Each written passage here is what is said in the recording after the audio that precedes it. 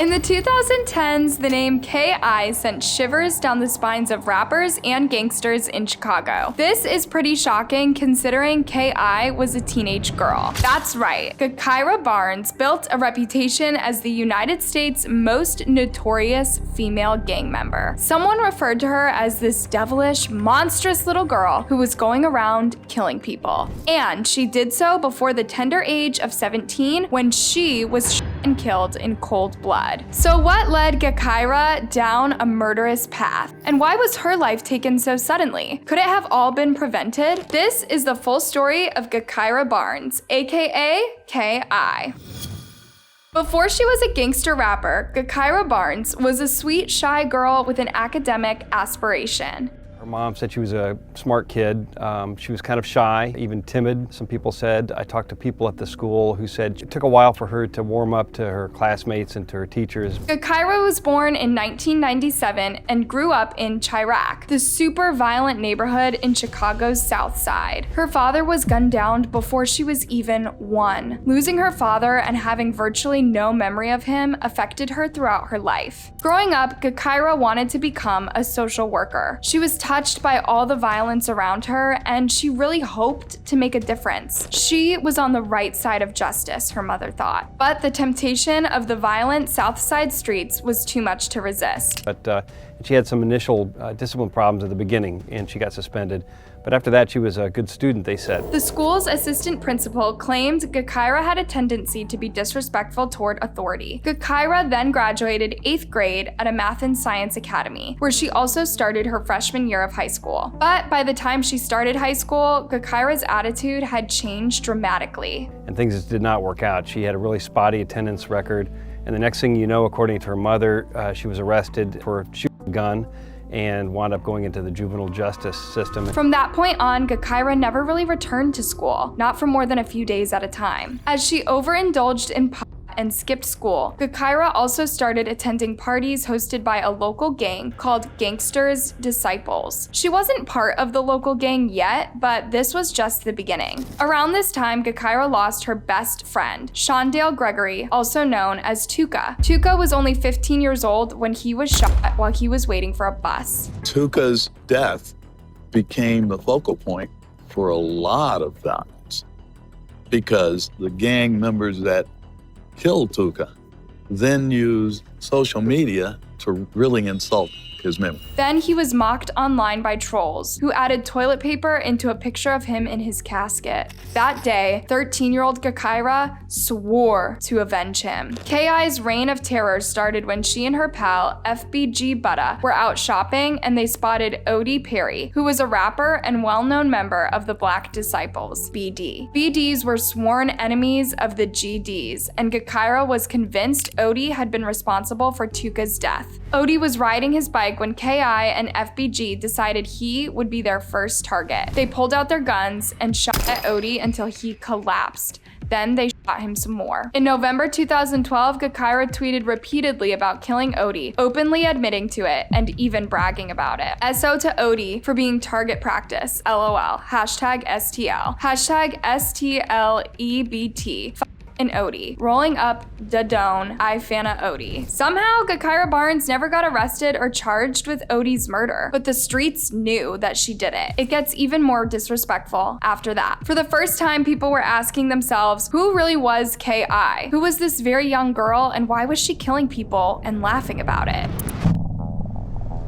Shortly after the Odie incident, Gakirah's other good friend and cousin, Taekwon Tyler, was killed by a stray bullet. He was only 13 years old. What makes this even more heartbreaking is that Taekwon was visiting Gakirah after his mom had moved him away to escape the violence in his own neighborhood. He lost his life as collateral damage during a shootout between two groups of teens. Gakirah was with him when he was pronounced dead later that night at the Children's Hospital. I'm Taekwon's mother. And I'm coming on here just to say it's been so many lies, so many stories about Taquan. He was this, he was that, he was a killer, he was a gangbanger. And Taquan wasn't none of that. He wasn't no killer, he wasn't no gangbanger. He had never caught no cases. He hadn't been to jail or none of that. Taquan was a sweet kid. He was a kid being a kid. You know, he wasn't no saint. He was a kid. You know, kids gonna be kids. Following this tragedy, Gakirah changed her Twitter handle to Taquan Assassin. She tweeted, "R.I.P. Lil Bro Taquan, I got a different mind stage now. It's a cold world, cold world. Taquan, I just want to smoke one mo blunt with you, hit one mo stain and split it with you. Taquan's supposed to be here with me, but instead Lil Bro ended up 6 feet under 1,000,000 miles away." Taquan was a friend of hers who was killed, and she vowed to avenge his death. In a world where she felt she had no control, K.I. embraced a persona that said she was in charge. Youngest in charge. Freedom hitters, I hope they get an appeal. Paid She was now known as Lil Snoop, after the character in The Wire. Then came Jerome Wood. Jerome was known as J Money or J Muna and was a famous figure in the O Block area and a gangster associated with the Black Disciples and OTF, or Only the Family. By the way, the O Block area got its name during these years of turmoil. It was the BD's way of honoring Odie. During the same time, the Gangster Disciples changed their set to Tukaville in order to honor their fallen soldier, and Gakirah was at the center of these changes. On September 2nd, 2013, J Money was hanging around the 6600 block of South Rhodes Avenue when he was gunned down by 2 people. He was 21 years old. The Voice tweeted, "R.I.P. J Money. We lost a savage who put tears in family eyes you ain't never forgotten." The police couldn't seem to pin down J Money's killer, but talk around town kept coming back to the same 2 names, Gakirah Barnes and Lil B. The police wouldn't even have to rely on rumors alone. Gakirah once again bragged about it on the internet. From point blank range, back of the head. J Money ain't use his head, so we took it off. Could that be any more obvious? Still, she was not arrested. Then there was Big Glow, or Blood Money. He was Chief Keef's cousin and a rising star in Chicago's rap industry. Big Glow was hanging out with a friend when 2 people approached them around the 5600 block of South Elizabeth Avenue. Big Glow was 10 times with 2 different guns. He was pronounced dead within the hour at a local hospital. Now, this is a pretty murky one. People kept referring to K.I. as Big Glow's killer, but it's unclear whether they meant Gakirah Barnes or Killakai. Those who believe it was Gakirah have a strong argument for it. Apparently, Big Glow was responsible for killing Lil B, Gakirah's friend, and the person she J Money with. Also, Killer Kai was reportedly in prison at the time of Big Glow's murder, but this is all speculation and nothing has been confirmed yet. Either way, by 2014, it was clear Gakirah meant business in the worst way possible. Turn up.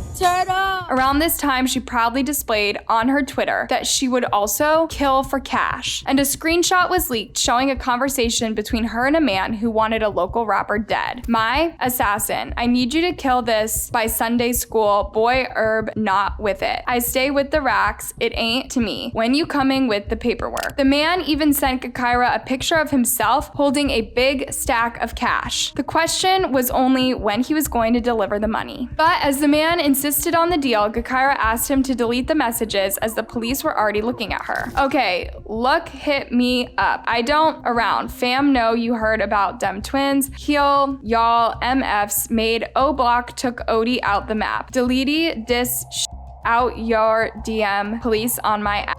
I fuzz, I got you, I'm tap ya line when I'm in town, need that gone. Sheesh." What was that about the twins? Apparently, K.I. was also responsible for a hit on a pair of twins, and yet the police still couldn't manage to arrest her, even when they knew a female assassin had been involved in at least 3 They just couldn't find any witnesses willing to identify Gakirah. Was the community trying to protect this young girl, or was she that threatening that people were afraid to go against her?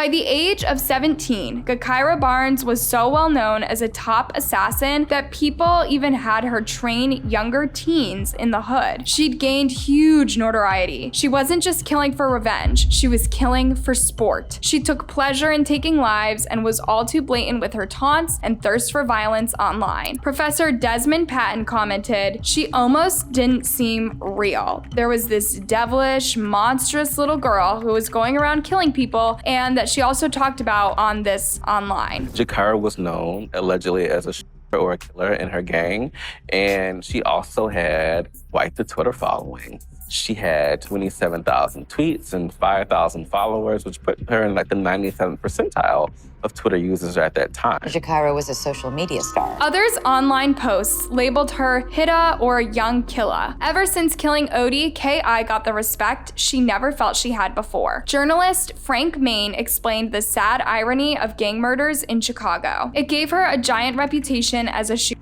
If you are a teenager in a gang in Chicago and you kill somebody, your status rockets. Now, she was getting mentioned in drill rap videos and she had thousands of followers on Twitter. Former gang member Angelia Bianca said, "She was a real badass gangster girl. Every bit the definition." I think that for females, that if you want to keep that kind of respect, she was never going to stop. It's more of a survival to be a female in this world, and you want to be better than the guys. You're the gangster. You're the real gangster. Still, it's pretty shocking to see just how young she was in the 2013 Murda video for Fly Boy Gang. Perhaps this is exactly what made her so scary to fellow rappers. Gakirah's mother, Chantel Brown, only said this about her daughter: she just wanted to protect everybody. Chantel had seen her daughter in a rap music video wearing a bandana to cover her face and waving a gun at the camera, but she never realized how real it all was behind the screen. She assumed the video was bravado. There were no guns inside their home. When she heard the allegations about her daughter, she told The Sun, "I can't say if she killed somebody or not. I was not there. I don't know. I've heard rumors and gossip come to me. I have talked to my daughter and asked her, and my daughter said no." Well, that's what she told her mom, but on the streets, Gakirah wanted everybody to know she had murdered at least 17 people. The estimates of how much damage she did varied depending on who you talked to. A high-level source I talked to said that a girl matching her description was a suspect in 3 to 5 shootings. One of those was a murder. I talked to other sources who are closer to the streets, and those people say that she was thought to have committed at least 15 shootings. Either way you cut it, it was not a one-time thing with her, according to these sources. It was exactly her constant bragging, posting, and threats that made other gangsters afraid of her. Hearing someone talk about committing murder so casually, yeah, you can start being scared for your life. Gakirah even bragged about people trying to kill her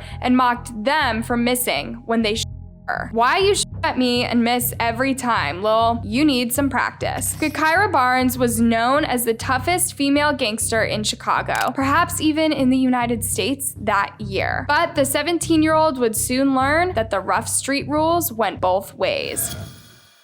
On October 2nd, 2014, Gakirah ranted about the death of her friend, Lil B. She'd even changed her Twitter name to No Surrender Lil B. Sadly, he'd been by the police, and now Gakirah was making open threats to the cops. "The police, I'd kill you faster, Dan, on the corner. R.I.P. King Lil B. Police took my homie, I dedicate my life to his revenge." This was on April 10th, 2014. The same day, Gakirah tweeted, "I, Danny, seen too many of my in a casket." At this point, it seemed like K.I. had no care for life, for the lives of others, or for staying alive herself. She would only talk about death of her loved ones and swear to kill any people she didn't like: police officers, rival gangsters, or anyone who looked at her the wrong way. Reportedly, K.I. tried to kill the female cousin of BD gangster T. Roy. T. Roy's cousin reported this to the cops, but somehow K.I. beat the case again. But in the last week of her life, K.I. spoke about her imminent death. "I'ma die in a real, we all got that day coming." Most teenagers don't talk about their own deaths as if they've already accepted it. A few days after tweeting this, Gakirah was shot 9 times in the chest, neck, and face. 17-year-old Gakirah Barnes was fatally shot Friday at around 3:30 p.m. in the 6400 block of South Ebart Avenue in the city's Woodlawn neighborhood, authorities say. A few witnesses saw her fight for her life, even with blood oozing out of 9 separate wounds. 2 hours later, she was pronounced dead. Earlier that day, a police officer saw Gakirah walking near an alley near 63rd and King Drive. This was an unofficial borderline between GD and BD. The officer knew this and knew Gakirah was affiliated with the GD gang. So immediately he thought Gakirah was putting herself in harm's way intentionally. No one would walk around in that area if they weren't looking for a fight. So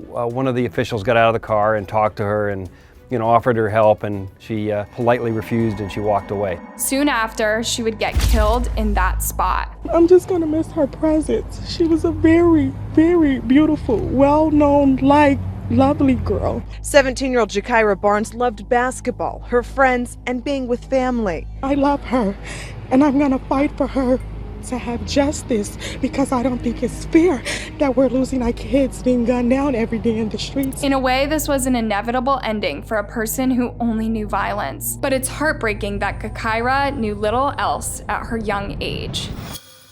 After her death, people started spreading the rumor that K.I.'s killer was King Vaughn. King Vaughn was a notorious in the Chirac area himself. He'd moved to the O-Block area as a teenager, and his life had always been ridden with violence and instability. His dad, Ada Park Silk, was in and out of his life and in and out of prison until he was gunned down. King Vaughn was just 11 years old at the time. 5 years later, Vaughn also entered the prison system. When he was out of prison, he would rap alongside Chief Keef and Lil Durk. Although King Vaughn was in a rival gang from K.I., they always had mutual respect for each other. And interestingly enough, they were flirting with each other too. Just look at this tweet from King Vaughn. "Good afternoon, wifey." She replied, "LOL, #funny ass. What up, dude?" King Vaughn even admitted that he had a crush on Gakirah back in the day. Yeah, he really liked Gakirah. He was like, well, she too pretty for that, and tell her to stop gang banging, He liked her as a girlfriend? Yeah, he wanted to be her boyfriend. She just felt like he was trying to set her up and kill her. That's what she told me. She's like, I think he's just trying to kill me. He don't like me. What's the life? But this was no Romeo and Juliet. Rivalry came first for these two. King Vaughn threatened to up K.I. for offing Odie, and he kept reminding her that he won't forgive her for killing so many BD members. By late 2012, K.I. and King Vaughn were at an all-out Twitter war. But King Vaughn was no saint either. Around this time, he went to jail for killing a man who gave him dirty looks at a party. But with no serious evidence against him, he was out after a couple of years, and his friend, Big Mike, was sentenced to 28 years for the murder. When King Vaughn was released, he was out for blood. He felt betrayed by those who snitched him 2 years prior, and Gakirah ended up being a primary target. Not because she'd snitched on him, but because meanwhile she'd killed 2 more of his friends, Blood Money and J Money. On April 11th, 2014, King Vaughn got word of Gakirah's location from one of her Twitter posts. So Vaughn, T-Roy, and Boss Money left O-Block and headed her way. She was walking the streets with her friend Butta. They were outnumbered and unprepared. King Vaughn got his revenge in a really gruesome way. Gakirah was left for dead on the steps of a house, smearing them in her own blood as she fought for her life. King Vaughn was officially named a suspect in Gakirah's murder by the Chicago PD. However, he escaped prosecution for years, and in late 2020, he was shot and killed in Atlanta, Georgia. After his death, police papers were released to the public, indicating that he was a major suspect in K.I.'s death, and that the police were struggling to move the case due to a lack of evidence. Perhaps in a different world, the low-key romance between King Vaughn and K.I. could have blossomed into a beautiful relationship. But on the rough streets of Chirac, gang hatred always came first. The question remains, was K.I. a shockingly brutal teenager or a simple consequence of her violent environment? Did she simply adapt to the cold, cold world she talked about? According to journalist Frank Main, it was the latter. However, he says Gakirah started out by adapting. Then she got a taste for the unspeakable violence as she discovered the status that came with being a feared killer. Other experts remind us that Gakirah Barnes was, nevertheless, an extremely rare case. Girls are becoming more and more involved in gangs and in violence, but it's usually with their hands and feet and not with firearms. So she was very unusual in that way. Indeed, no one expects teenage girls to act this way, even in an age of gender equality. It's kind of sad that gender equality leads to girls becoming more violent, not boys becoming less violent, don't you think? Thanks for watching, you guys. What do you think about this case? Do you know of other similar stories? Let me know in a comment, and before you leave, make sure you like, subscribe, and hit that bell button. See you next time.